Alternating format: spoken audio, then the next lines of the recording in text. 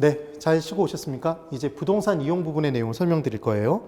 112페이지를 보시면 제일 위에 부동산 이용이라고 돼 있고 출제 경향이 있네요.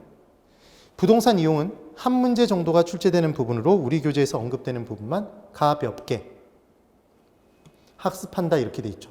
진짜 가벼운 마음으로 제가 드리는 말씀만 잘 이해하려고 노력만 한번 해보세요. 그리고 수업 듣는 내용으로만 정리하고 끝내셔도 됩니다. 충분히 이 문제 나오면 푸실 수 있으세요. 너무 복잡하게 생각하지 마세요. 그럼 자, 이제 1번부터 한번 해볼까요? 토지이용의 상한선과 하한선이라는 표현이 나옵니다. 그럼 이 개념은 뭐냐면 이런 내용이에요. 우리 생산에 3요소가 있었죠. 그러면 토지라는 생산 요소가 있었고 이 토지에 자본과 노동이 투입된다는 말씀을 드렸습니다. 이게 생산의 3요소였어요. 3요소. 여기다 경영까지 포함되면 이게 생산의 4요소였죠. 우리가 지대이론 했을 때 했던 내용.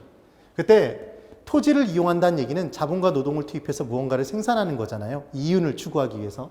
그때 자본과 노동이 투입된 정도를 단위 토지 면적당 자본과 노동이 투입된 정도를 얘를 뭐라고 얘기를 하냐면 얘를 집약도라고 해요. 토지 이용의 집약도. 그럼 결국은 집약도가 높게 투입될 때가 있을 것이고 집약도가 낮게 투입될 때가 있겠네요. 자본과 노동이 적게 투입될 때가. 그래서 이때 자본과 노동을 많이 투입하는 걸 얘를 집약적 토지 이용이라고 하고 뭐라고 한다? 집약적 토지 이용. 집약도가 낮게 이용되는 걸 얘를 조방적 토지 이용이라고 얘기를 해요. 그러면 토지가 있을 때 이 토지를 놓고 자본과 노동을 정말 조금 투입하는 거예요. 거의 투입하지 않았어요. 그럼 여러분 이 토지를 보유함에 따라 손실이 발생할까요? 손실이 발생하죠. 왜? 토지 보유 자체에 대해서는 특히나 비효율적으로 이용하고 있으면 세금이 많이 때려지죠. 그러니까 적어도 자본과 노동을 투입해야 돼요. 손실을 면할 수 있을 전까지는. 그래서 아무리 듬성듬성 이용해도 한자로 조방이란 단어는 얘는 듬성듬성 적게 투입한다는 개념인 거예요. 그래서 아무리 적게 투입해도 멈춰서야 될 때가 있다는 거죠. 그래서 조방의 한계점이라는 개념이 있습니다. 조방의 한계점. 그 다음 자본과 노동을 아무리 많이 투입해도 계속해서 이윤이 커지는 건 아니기 때문에 이윤이 커지는 점, 제일 커지는 점에서 멈춰서야 돼요. 그래서 얘도 집약의 한계점이라는 포인트가 있는 거죠. 표현이. 그럼 결국은 토지의 이용의 하한선과 상한선 사이에서 토지의 이용을 하겠죠. 우리가 공부했던 내용으로 최고 유효한 이용을 하겠죠. 여러 가지 용도 중에 가장 유효한 이용을, 최고 유효한 이용을 하게 될 거예요. 이 내용이 되겠죠. 그래서 이때 이 하한선과 상한선이 각각 집약의 한계점과 조방의 한계점인데 부르는 이름이 뭐가 달라지는지 그리고 뭐와 뭐가 같을 때인지가 문제로 나올 수 있다는 얘기입니다. 그래서 간단하게 어떻게 기억하시면 되냐면 토지이용의 집약도란 얘는 토지에 자본과 노동이 투입된 정도랍니다. 맞죠? 그래서 집약의 한계점은 한계 수익과 한계 비용이 같아지는 점이고 얘는 이윤이 극대화되는 지점이래요. 아무리 많이 투입해도 멈춰서야 될 점은 이윤이 극대화되는 점에서 멈춰서야 된다. 지금 그 얘기라는 거죠. 그 얘기. 그 다음 세 번째. 조방의 한계점은 토지이용의 하한선입니다. 그래서 총수익과 총비용이 같아지는 점 손익분기점이래요. 그럼 여러분 만약에 총수입이 더 크답니다. 그럼 얘는 전체적으로 이익이죠. 이익. 그럼 총비용이 더 크면 얘는 손실이죠. 그럼 총수익과 총비용이 같아지는 점에서는 손실과 이익이 갈라지네요. 얘를 뭐라고 한다? 손익분기점이라고 얘기를 하는 거죠. 그렇습니다. 그래서 시험 문제가 만약에 나오면 어떤 부분을 기억하시면 되냐면 물론 집약의 한계점에서도 더 깊게 파들어갈 수는 있지만 그 부분까지는 우리는 보지 말자는 얘기죠. 우선. 그래서 집약의 한계점은 총수익과 총비용이 같아지는 점, 이윤 극대화점 이런 식으로 문제가 나올 수 있다는 얘기예요. 틀렸다는 것만 기억하시면 됩니다. 그러니까 둘 다 수입 비용 같은 건데 얘는 한계 수익과 한계 비용이 같은 점이고 얘는 총수익과 총비용이 같은 거네요. 그 다음 네 번째. 그래서 토지 이용은 하한선과 상한선 사이에서 최고 유효한 이용을 해야 된다. 지금 그 얘기입니다. 그래서 우리는 이제 MM으로 얘를 해결하면 되는데 임진왜란 때 왜구가 쐈던 재수 없는 총의 이름이 뭐였죠, 여러분? 조총이죠. 조총은 이빨에 물고 쏘나요? 손에 들고 쏘나요? 손에 들고 쏘죠. 조총, 손 이렇게 기억하시면 문제에서 조방의 한계점은 한계 수익과 한계 비용이 같은 점으로 손익분기점이다 그러면 X잖아요. 이렇게 구분하실 수만 있으면 된다는 얘기입니다. 되시겠죠? 그 다음 두 번째, 입지잉여라는 게 있답니다. 그러면 입지잉여가 이제 무엇인지를 제가 설명을 한번 드려볼 거예요. 여러분, 유치원부터 시작해서 초등학교, 중학교, 고등학교, 대학교, 대학원까지 모두 있는 학교가 있대요. 이 대표주자가 뭐가 있냐면 경희 유치원부터 시작해서 경희 대학원까지 있죠. 그래서 농담 삼아 제가 드리는 말씀이 유치원부터 시작해서 대학원까지 경희대학교를 쫙 다 나오면 경희인 중에 성골이랍니다. 성골. 그리고 유치원을 안 나오고 초등학교부터 나왔다 그러면 진골이래요. 물론 시험에 안 나옵니다. 웃자고 한 얘기예요, 여러분. 그러면 이 부분은 이렇게 학교가 있다면 젊은 사람들이 바글바글 되는 학교겠네요. 지금 그 얘기를 강조하고 싶었던 겁니다. 그때 정문이 있어요, 정문. 이 정문에서 나오는 길이 있는 거죠. 나오면 이제 쫙 대로변이 연결이 돼 있는데 여기에 바로 A 햄버거 가게가 있습니다. A 햄버거 가게. 왠지 대박의 느낌이 풀풀 풍기죠, 지금. 그리고 이 A 햄버거 가게와 약 200m 떨어진 곳에 B 햄버거 가게가 있어요. B 햄버거 가게. 얘도 햄버거 가게. 그리고 이 햄버거 가게 둘은 매장 면적이 똑같고 이 매장에서 파는 햄버거의 맛도 똑같고 실내 인테리어도 다 똑같아요. 그리고 트는 음악도 똑같고 그리고 심지어 아르바이트생의 얼굴도 쌍둥이로 똑같습니다. 모든 게 다 똑같아요. 모든 게. 그런데 지금 들어서 있는 입지만 얘가 왠지 좀 더 좋은 것 같죠. 그때 봤더니 월 매출액이 얘는 2억이래요. 얘는 월 매출액이 얼마냐면 3천만 원이랍니다. 이럴 수도 있을까요? 이럴 수도 있겠죠. 그럼 모든 게 다 동일함에도 불구하고 동일 산업 내에서 모든 게 다 동일함에도 불구하고 토지용의 집약도도 동일함에도 불구하고 이때 매출액의 차이가 발생했나요? 수입의 차이가 발생했다? 그래서 얘를 뭐라고 얘기를 하냐면 입지가 주는 잉여라고 얘기를 하는 거죠. 얘를 입지잉여라고 얘기를 하는 겁니다. 되셨어요? 이 개념이 되는 거죠. 그러면 이때 만약에 햄버거 가게가 아니고 얘가 설렁탕 가게면 이만큼 똑같이 유지가 될까요, 여러분?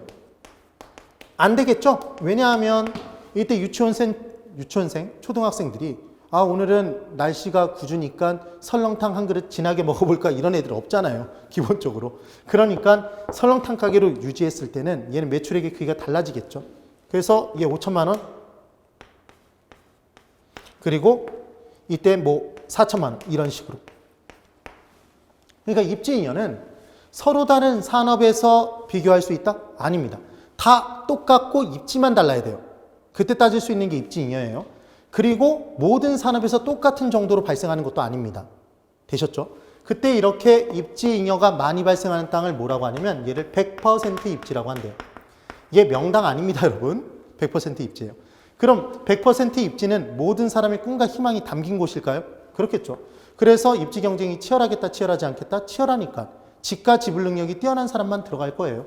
그럼 땅값을 비싸게 주고 들어갔으면 얘 뽕을 뽑겠다는 생각이 드니까 토지용의 집약도가 또 올라가겠네요. 그럼 집가는 더 올라가겠죠. 그리고 이때 100% 입지에서 멀어질수록 90% 입지, 80% 입지 이렇게 떨어진대요. 쭉 떨어지다가 땅 프로가 됐겠고 마이너스 10%, 마이너스 20% 이렇게 된답니다. 그럼 입지잉여가 마이너스로 발생하는 곳은 입지 조건이 좋다, 나쁘다? 나쁘다. 플러스로 발생하면 얘는 좋다가 되겠네요. 그럼 입지를 할 때 한계가 되는 곳은 적어도 어디까지는 들어서야 될까요? 입지잉여가 0이 되는 곳까지는 들어서야 될 거잖아요. 그래서 입지잉여가 0이 되는 곳이 얘가 바로 입지의 한계랍니다. 얘를 한계 입지라고 하는 거죠. 이 정도 개념을 기억하시면 돼요. 그래서 입지잉여란 볼까요? 동일 산업 내에서 판단해야 된다. 왜 나왔는지 이해가 되시죠? 100% 입지는 경쟁 치열하고 집가 상승하고 집약도 상승한다. 그 다음 입지잉여가 0이 되는 곳까지는 입지를 해야 된다. 적어도. 입지 때문에 손실을 발생시키면 안 되니까 얘를 한계 입지라고 한다. 기억하시면 됩니다. 그 다음 세 번째, 직주분리라는 개념이 있대요. 그럼 직주분리는 직장과 주거가 분리되는 거죠. 이렇게 분리되는 경우를 이제 설명을 한번 드려볼게요. 강남 한복판에 직장이 있습니다. 강남 한복판에 출퇴근의 편리함을 도모하기 위해서 주택을 마련하려고 봤더니 땅값이 비싸죠. 도심의 지가가 지나치게 높아요. 그러니까 도심에 주택을 둘 수가 없는 거죠.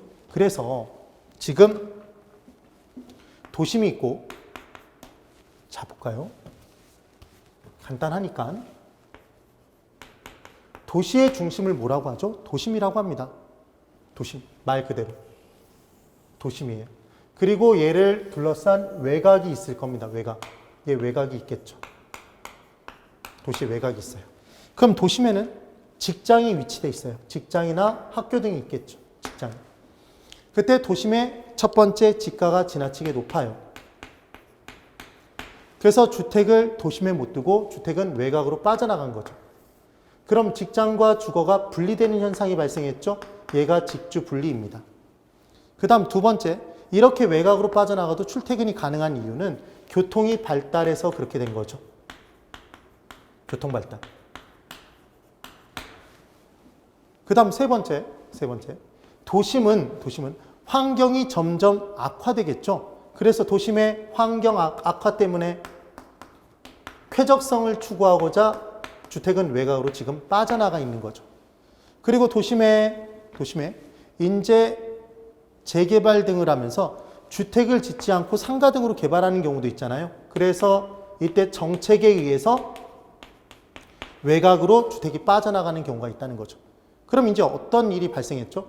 이 네 가지 원인에 의해서 직장과 주거가 분리되는 직주분리가 발생한 겁니다. 그러니까 지금 나온 예들은 직주분리의 원인인 거죠. 결과물이 아니라 원인이 된 거예요. 그럼 이제 어떤 결과가 발생되냐면 사람들이 낮에는 학교 직장이 있는 도심으로 이동이 될까요? 낮에는? 맞죠. 그럼 밤에는 잠을 자기 위해서 외곽으로 옮기겠네요.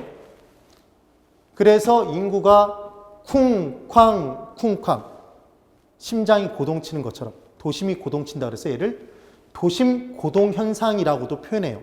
그 다음 도심의 지가 수준이 높다 그래서 도심 고등 높다 등 고등 현상이라고 표현하기도 합니다. 그리고 밤만 되면 도심 한가운데는 텅 비고 외곽이 차겠네요. 그럼 얘는 도심 공동화 현상이 발생한 거죠. 그럼 외곽의 도시는 잠만 자는 도시 베드타운이 형성되겠네요. 이 모양이 뭘 닮았죠, 여러분? 도넛 닮았죠? 얘 타이어라고 얘기하시면 안 돼요. 도넛. 그래서 얘를 도넛 현상이라고도 합니다. 그러니까 지금 말씀드린 도넛 현상, 베드타운 형성, 도심 공동화, 도심 고동 현상 등은 다 직주분리의 결과물인 거죠. 이렇게 나옵니다. 그런데 이제 직주분리가 과도해져서 외곽에 빠져나 사는 사람들이 많아지면 많아질수록 외곽의 지가가 올라갈까요? 그럼 외곽의 지가가 높아지면 도심과의 지가의 격차가 줄어들죠. 그럼 도심의 지가는 여전히 높겠지만 외곽의 지가가 들어올려지니까 얘는 도심 지가의 상대적 하락이라고 볼 수 있다? 하락이죠. 그러면 가장 외곽으로 빠져나와 산 메리트가 없어져 버리니까 나 다시 돌아가 살래 이렇게 될 수 있을까요? 그럼 직주 접근이 나타나는 거겠죠. 두 번째, 외곽에 빠져나와 사는 사람들이 많아지면 많아질수록 교통체증이 심해지니까 하루에 출퇴근 시간에 3시간, 4시간씩 뿌리고 다니는 거죠. 너무 아깝다. 나 다시 돌아가 살래? 교통체증, 직주 접근이 발생하죠. 그 다음 도심 한복판의 환경을 개선하기 위한 노력을 기울입니다. 청계천 복원사업 등 그렇네요. 그러면 도심의 환경이 개선되니까 나 다시 돌아가 살래? 이렇게 되는 거죠. 그래서 지금 말씀드린 내용들이 직주 접근의 원인이고 들어가 봤더니 여전히 도심의 지가 수준은 높으니까 주택을 단층으로 지어선 승부가 안 나요. 그래서 도심 주택이 고층화되겠죠. 그러면 도심 주택의 고층화는 직주 접근의 원인인가요? 결과물인가요? 결과물인 거죠. 결과물. 이런 내용이 됩니다. 그래서 직주분리 그리고 뭐를 기억해 줘야 된다? 직주 접근의 내용을 기억합니다. 그래서 첫 번째. 도심에 직장을 두고 외곽에 주거지를 두는 현상이더라. 직주분리. 그 다음 2번 직주분리의 원인. 도심의 직가고 환경악화, 교통발달 등이 있었습니다. 그 다음 세 번째 직주분리 결과물로 도심 공동화 현상, 도심 한가운데 텅 비죠. 도심 한가운데 텅 비고. 얘를 도넛 닮았다 그래서 도넛 현상. 침상도시와 베드타운 형성되죠. 그 다음 한계지의 확장. 택지용의 최원방권의 땅을 한계지라고 하는데 여기까지가 주택이 있었어요. 근데 집가 수준이 너무 높아지니까 이제 외곽으로 무질서하게 도시가 팽창될 수 있죠. 그럼 농지 임지였던 애가 택지로 바뀌니까 한계지, 택지용의 최원방권의 땅이 확장되는 현상이 발생하겠네요. 지금 그 얘기가 되죠. 직주 접근은 첫 번째, 직장과 주거지를 가까운 곳에 두려는 현상이 된다. 두 번째, 직주 접근의 원인은 기업 외곽의 집가 상승. 얘를 뭐라고도 하냐면 외곽의 집가 상승에 따라 상대적으로 도심의 집가의 하락이다. 그렇게 표현할 수도 있는 거죠. 그 다음 니은 도심의 환경 개선. 그 다음 디귿 교통체증에 따라 3시간, 4시간 아까워. 그러니까 나 다시 돌아가 살래. 직주 접근. 내용이 됩니다. 그래서 얘를 기억을 해두시면 되는 거죠. 그 다음 직주 접근의 결과물로 도심 주택의 고층화 현상이 발생한다고 말씀드렸어요. 돌아가 봤더니 도심의 집가 수준은 여전히 높아서 단층으로 지을 수는 없다. 고층화 될 수밖에 없더라. 그 다음 니은 그러면 다시 돌아가 살면 도심항 복판에 중소득층 고소층이 다시 돌아와 살 거 아니에요. 그럼 도시가 다시 젊어질까요? 그래서 걔를 도시 하춘화 현상이라고 한다. 회춘화 이렇게 기억해 두시면 되는 거죠. 정리가 됐습니다. 그 다음 다섯 번째 최고 유효한 이용이라는 개념이 있대요. 그럼 얘는 최고 최선의 이용이라고도 얘기를 하는데 부동산은 용도의 다양성 때문에 그 다양한 용도 중에 아무 용도나 골라 잡아 쓰는 게 아니라 최고 유효한 이용을 해야 된다는 개념이 있다는 거죠. 그럼 그때 최고 유효한 이용이 되고 있는지 되고 있지 않은지를 법경기 측면에서 판단해 본답니다.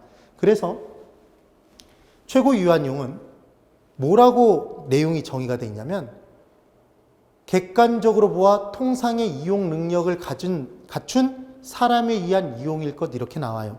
그럼 굉장히 길지만 결국 그 내용을 네 글자로 줄여보면 보통 사람에 의한 이용이잖아요. 보통 사람. 그러니까 최유효용은 보통 사람에 의한 이용이지 전문가에 의한 이용이 아닙니다. 그래서 전문성이 높은 활동이냐 아니냐를 구분할 때 최고 유효한 이용을 할 수 있으면 전문성이 높고 최고 유효한 이용을 할 수 없으면 전문성이 낮다. 이런 기준은 있을 수가 없는 거죠. 왜냐하면 이 자체가 보통 사람에 의한 이용이니까. 그 다음 법경기로 판단을 하게 돼 있어요. 법경기 측면에서 얘를 판단하죠. 그 다음 세 번째 최고 유효한 이용이 됐는데 그러니까 법률적 측면에서 합리적인 이용이에요. 그리고 경제적 측면에서 최고의 수익이 발생하는 이용이에요. 그 다음 기술로도 걔가 물리적으로 채택 가능성이 있는 이용이에요. 그런데 과거의 객관적 증거에 의해서 경험적으로 뒷받침이 되지 못하면 그 사람의 최선을 다한 이용이지만 최고는 아닌 걸로 판단을 한답니다. 지금 그 얘기예요. 그렇게까지 많이 중요하진 않아요. 그 다음 이제 한계지의 내용을 볼게요. 한계지는 택지 이용의 최온방권의 땅이랍니다. 여러분 우리 지대이론에서 농지 이용의 최온방권의 토지 기억나시나요? 그게 농지 한계지였죠. 그 내용 기억이 나시면 돼요. 얘는 택지 이용의 최온방권의 땅이랍니다. 제가 이제 설명을 한번 드려볼게요. 얘도 내용이 굉장히 간단합니다. 지금 가볍게 공부하고 계신 거 맞죠? 지금 갑자기 또 전의를 불태우시면서 열심히 공부하시면 뭐 저야 기쁘죠. 이 내용도 솔직히 언제 나올지 모르는 내용들이니까 한번 좀 봐두시는 건 괜찮아요. 그러면 도시의 중심을 아까 제가 뭐라고 얘기를 했죠? 도심이라고 얘기했죠. 도심. 그러면 변두리라고 얘기하면 없어 보이니까 얘를 뭐라고 하죠? 도심의 외곽이라고 얘기를 합니다. 그럼 여기서 가장 그냥 일반적인 얘기를 한번 말씀을 드려볼게요. 여러분, 도시 문제는 도심에서 많이 발생할까요? 외곽에서 많이 발생할까요? 도시 문제는 말 그대로 도시가 도시로서 가지고 있는 근원적인 문제들이잖아요. 그렇죠? 그럼 도시의 중심에서 그 도시 문제는 가장 많겠죠. 그냥 한번 드려볼 말씀이에요. 그래서 도심에 이제 지가 수준이 있다면 토지 가격을 두 글자 줄인 게 지가, 토지 임대료를 두 글자로 줄이면 지대였죠. 그래서 도심의 토지는 농사 짓나요? 건물 짓나요? 건물 짓죠. 그래서 건물을 지었어요. 도심 한복판에 지가가 제일 높겠죠. 외곽으로 빠져나감에 따라 지가 수준이 점점 떨어집니다. 그래서 얘들은 다 뭐가 지어져 있냐면 건물이 지어져 있겠죠. 그때 건물이 지어져 있는 마지막 땅이 있대요. 얘를 뭐라고 얘기를 하냐면 한계지라고 얘기를 합니다. 그럼 한계지는 별다른 얘기가 없어도 뭐의 한계지네요? 택지용의 최원방권의 땅이죠. 가장 먼 권역의 땅. 그럼 여기까지 건물이 있고 이제 그 다음부터는 뭐가 있냐면 농사를 짓더라는 거예요. 여기까지는 택지였죠. 택지. 이제 농사를 짓거나 또는 나무를 기르더라는 거죠. 농지 또는 임지였어요. 그럼 일반적으로 택지와 농지의 가격은 비슷한가요? 달라요. 보통 한 10배 정도 차이 난대요. 일반적으로는. 그러면 농지의 가격이 도심부터 시작해서 택지 가격이 쭉 연결돼서 움직였잖아요. 지금 연동했는데 이때 농지 부분에서도 이렇게 연결이 될까요? 안 되겠죠. 이렇게 안 되겠죠. 그래서 얘는 토지의 이용의 용도가 크게 다르니까 지가 수준이 낮아서 이렇게 뚝 끊어져서 내려간대요. 그리하여 한계지에서는 지가가 연속된다, 단절된다? 단절되는 지가 단절 현상이 나온답니다. 단절 지가 단절 현상이 나온대요. 그런데 이때 교통이 발달되면 농지였던 애가 임지였던 애가 택지로 바뀔 수 있잖아요. 그럼 한계지가 연장된다는 얘기죠. 맞나요? 그럼 한계지 연장의 초기에는 지가가 급등할까요? 네, 농지에서 택지로 전환되고 있으니까 지가가 급등하겠죠. 그래서 이때 농지에서 택지로 전환 중인 토지는 농사 짓는 땅이 건물 짓는 땅으로 바뀌면 크게 바뀌는 거죠. 얘가 후보지였나요? 이행지였나요? 후보지죠. 택지 후보지로서의 가능성의 검토가 필요하다 이렇게 나오는 거죠. 얘를 이행지라고 함정을 파면 거의 대부분 또 걸려듭니다. 기억을 해두시는 거예요. 그러면 이제 한계지는 택지라는 걸 기억하시는 게 제일 중요해요. 한계지까지는 택지죠. 그럼 한계지의 지가는 도심 택지 지가와 연결해서 움직인다? 맞죠? 그러니까 도심 지가 올라가면 한계지 지가도 따라서 올라가는 거예요. 그런데 인근 농지 가격을 참고할 필요는 없겠네요. 단절 지가 현상이 나타나니까. 얘는 택지니까. 그네요. 뭐라고 함정파냐면 한계지 지가, 한계지 지가 산정 시에 인근 농지의 지가를 참고한다 그러면 걔는 X네요. 이네요. 한계지는 고정불변이라고 해도 X네요. 교통 발달 등에 따라서 연장될 수도 있고 교통이 안 좋아지면 축소될 수도 있겠네요. 이런 내용들이 됩니다. 되셨죠? 그 다음 여기서 자가의 한계지와 차가의 한계지 중에 뭐가 더 멀리 존재하느냐 이런 문제가 나올 수도 있으니까 그냥 한번 간단하게만 볼까요? 얘를 기억하시는 방법은 자가는 스스로 소유하는 집이고 차가는 빌려 사는 집이에요. 그러면 도심 한복판에 직장을 두면서 강남에 직장을 두고 양평에 본인이 소유한 집을 가지고 출퇴근하는 사람은 가끔 있나요? 가끔 있죠. 그런데 양평에 새 들어 살면서 강남까지 출퇴근하는 사람은 거의 없죠. 그러니까 뭐가 더 멀다? 자가의 한계지가 더 먼 거죠. 그래서 기억하시는 방법은 자가용을 타면 멀리 가나요? 이렇게 기억해 두시면 됩니다. 그럼 멀리 가기 위해선 얘는 곡선이 더 완만해야 멀리 가는 거죠. 그래서 실제로 완만한 사람이, 성격이 완만한 사람이 멀리 가잖아요. 그래요.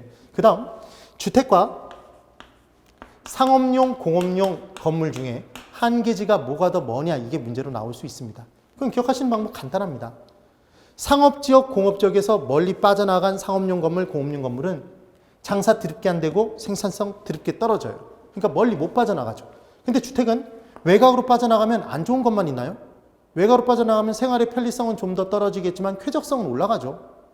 좀 더 넓게 짓고 살 수도 있죠. 그러니까 주택은 더 외곽으로 빠져나갈 수 있다? 지금 그 얘기예요. 근데 만약에 기억이 안 나시면 얘 술주자로 기억하시면 돼요. 술 마시고 내릴 곳에서 못 내리면 멀리 간다? 이렇게 기억하시면 된다는 얘기죠. 그래서 지금 뭐의 개념을 설명드렸냐면 한계지의 개념을 설명드린 거죠. 한계지는 택지이용의 최온방권이에요. 얘 토지이용의 최온방권의 땅이다 그러면 농지도 임지도 토지이용이니까 내용이 성립되지 않아요. 택지이용의 최온방권의 땅이에요. 그 다음 두 번째 택지이므로 택지 가격을 참고하지 농지 가격 참고하지 않습니다. 3번 교통발달 등에 따라 가변적이에요. 변화가 돼요. 4번 인근 농지 가격과의 격차에 따라 지가 단절 현상이 나타나겠네요. 그 다음 5번 한계지 연장 시 택지 후보지 가능성의 검토가 필요하다. 이거 택지 이행지로 살포시 바꿔놓으면 헷갈린다는 얘기죠. 근데 헷갈릴 필요가 전혀 없는 게 택지는 대분류죠. 그 뒤에 절대로 이행지자가 붙을래야 붙을 수가 없어요. 이해가 되시나요? 그래서 건물 짓고 농사 짓고 나무 심고 크게 바뀌면 후보지 바뀌어지고 있을 때 건물의 종류가 바뀌고 있으면 농사의 종류가 바뀌고 있으면 나무의 종류가 바뀌고 있으면 걔는 대분류 안에서 작게 바뀌고 있으니까 이행지라고 했던 게 기억나시면 되는 거죠. 그 다음 6번 자가의 한계지가 차가의 한계지보다 더 외곽에 위치한다. 기억나시면 되죠. 얘를 기억해 두시면 되는 거예요. 그래서 자가용을 타면 멀리 간다. 그 다음 주거용의 한계지가 상업용 공업용의 한계지보다 더 외곽에 위치한다. 술 마시고 내릴 곳에서 못 내리면 멀리 간다.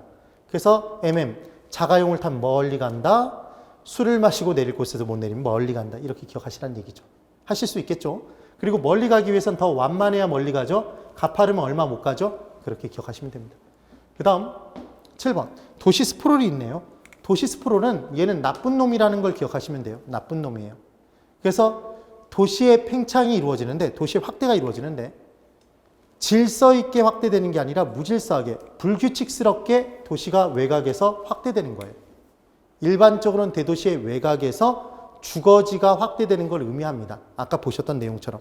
그런데 도시가 주택만 있는 게 아니잖아요. 그래서 주거용 건물만 확대되는 걸 의미한다 그러면 X예요. 상업도시에서도 나타나고 공업도시에서도 나타나요.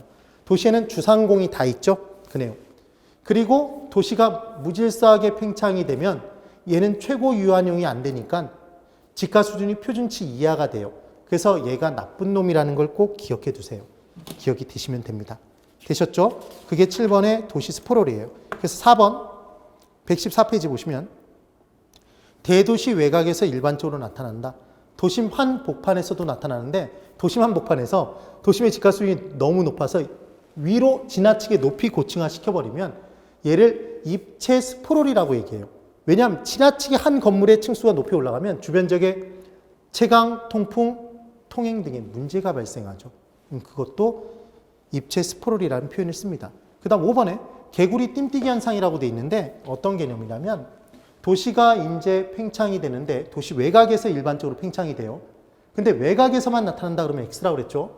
그때 여기까지가 도시였어요. 그때 팽창이 이제 불규칙스럽게 되는 게 도시 스프롤인데 외곽부에서 일반적으로는 얘가 도시가 팽창되고 다시 상당한 공지를 두고 얘 공지예요. 공지. 얘 다시 팽창된대요. 이렇게. 그럼 흡사 개구리가 폴짝폴짝 뛰는 것처럼 도시가 팽창된 거죠. 순간에 상당한 공지를 두면서 얘를 개구리 띵뛰기 현상 또는 이렇게 폴짝폴짝 뛰는 게 땅을 박차고 나는 거잖아요. 그래서 얘를 비지적 현상이라는 표현도 씁니다. 그 얘기예요. 그 다음 8번, 9번, 10번의 내용이 있는데 이 부분부터는 좀 도강을 통해서 좀 해결을 해볼게요. 제가 좀 욕심이 과한 면도 있었지만 저는 제 선택에 정말 후회하지 않습니다.